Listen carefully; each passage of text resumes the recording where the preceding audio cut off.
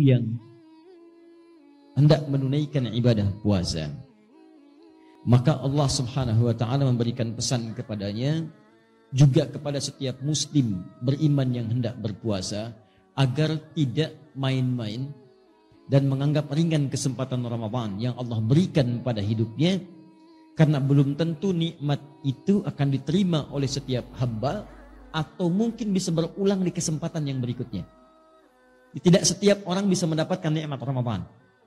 Dan tidak setiap yang telah mendapatinya akan mengulangi di masa yang akan datang. Karena itu para sahabat Nabi SAW begitu selesai kemudian mendapati Ramadan, maka banyak di antara mereka bahkan di penghujung Ramadan itu mengalirkan air matanya. Mereka menangis. Berharap, ya Allah, kalau bisa jangan berhenti ya Allah. Besok Ramadan lagi, lusa Ramadan lagi, pekan depan Ramadan lagi. Kalau perlu setiap hari Ramadan ya Allah. Saking inginnya semua waktu itu Ramadan. Dan kita diberikan kesempatannya. Dan mereka tahu belum tentu tahun depan bisa berjumpa. Karena itu semua bermujahadah ketika akan tiba Ramadan. Dan begitu tiba Ramadan, maka kalimat la'allakum itu digunakan dengan sepenuh jiwanya. Maksimal ibadahnya. Kata Ibnu Abbas radhiyallahu ta'ala anhuma, saya belum pernah melihat Rasulullah semulia ini dalam ibadahnya, selembut ini dalam sedekahnya, sebanyak ini dalam pemberiannya, kecuali saat Ramadan. Sampai angin yang berhembus sepoi-sepoi pun itu kalah amalannya oleh Nabi. Nah itu lembutnya angin itu kalah oleh lembutnya Nabi saat beraktivitas di bulan Ramadan. Lembut menghadapi orang-orang. Sedekahnya bertambah. Ibadahnya bertambah. Interaksi dengan Qur'annya dan sebagainya. Dan orang-orang yang bukan Nabi karena melihat Nabinya serius, mereka lebih serius lagi. Di gambarannya ini Nabi aja yang dijamin surga begitu serius. Apalagi saya yang bukan Nabi yang belum jelas surganya. Maka kata Allah, seakan-akan dihadapkan kita di hadapan Allah. Untuk menumbuhkan kesungguhan kita. Dan menunjukkan bahwa Allah serius dengan itu. Kata Allah, kamu di hadapan kita. Bukan orang lain. Ini bukan orang yang disebut, maaf. Bukan orang yang di zaman Nabi.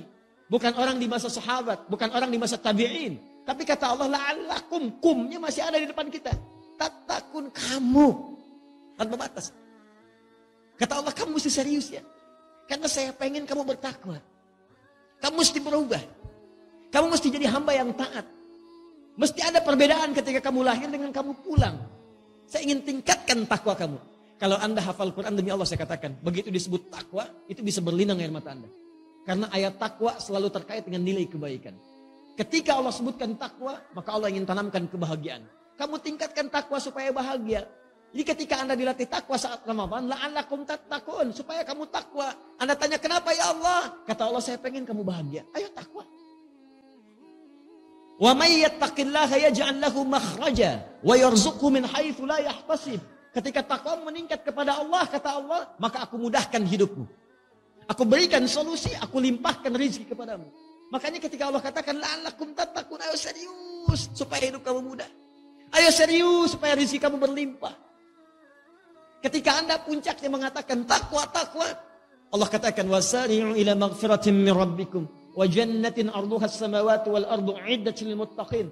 Saya telah siapkan bagi orang takwa. Apa itu? Saya telah siapkan surga yang tak bernilai dunia.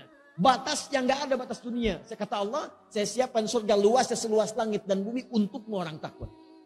Jadi orang takwa itu, kata Allah, yang berhasil menunaikan ibadah puasanya, bukan sekedar meningkat takwanya, sholatnya, infaknya, Al-Qurannya, bukan sekedar di Ramadan.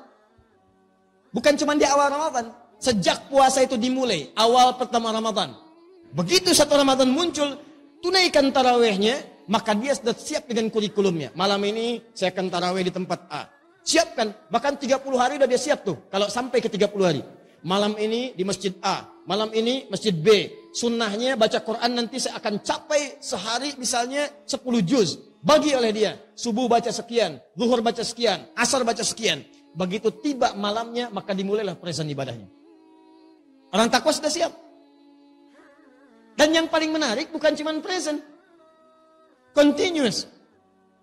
Hari pertama, saf pertama. Hari kedua, saf pertama juga. Jadi meningkat terus, konsisten di situ.